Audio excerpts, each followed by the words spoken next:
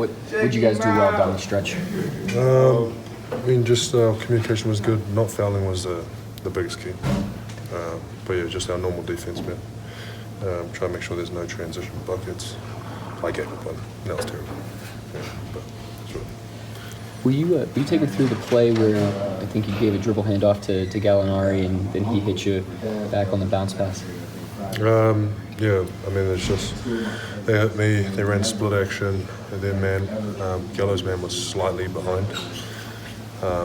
You meant to chase Gallo over all the time, you know what I mean? But there was a slight gap there. Gallo managed to drive him, which engaged my guy.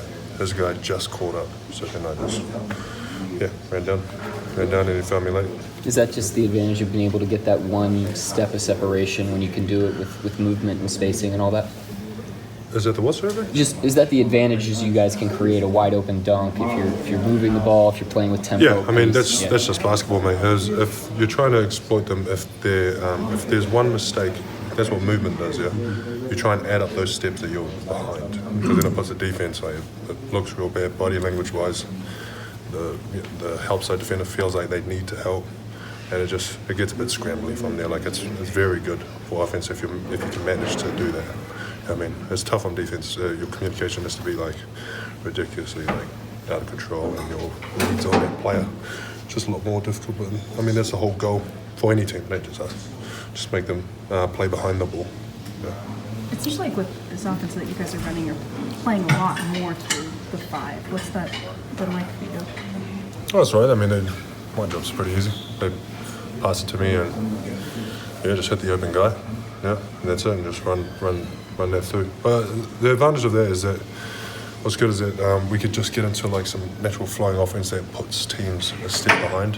You don't really see too many pick and rolls anymore, just because there's set defenses for that, and they can manipulate you to go the one way and then able to match back up. And so there's no real advantage from there. It's more difficult than, say, a handoff.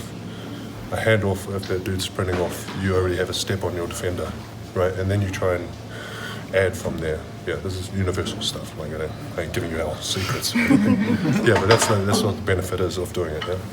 Stephen, pardon me if you've been asked this already, but what did you think of the ceremony and pregame for the families of the Oklahoma City bombing victims? Oh, it's amazing. Yeah, just 10 out of 10, bro. It's just like something unbelievably special. I mean, obviously, Thunder does a good job at kind of showing us the memorial. Yeah,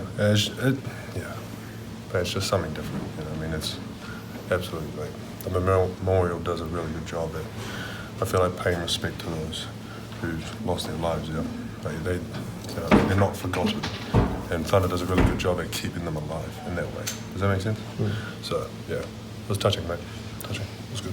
What do you remember from Last one for Steve. From that first time that you visited the memorial?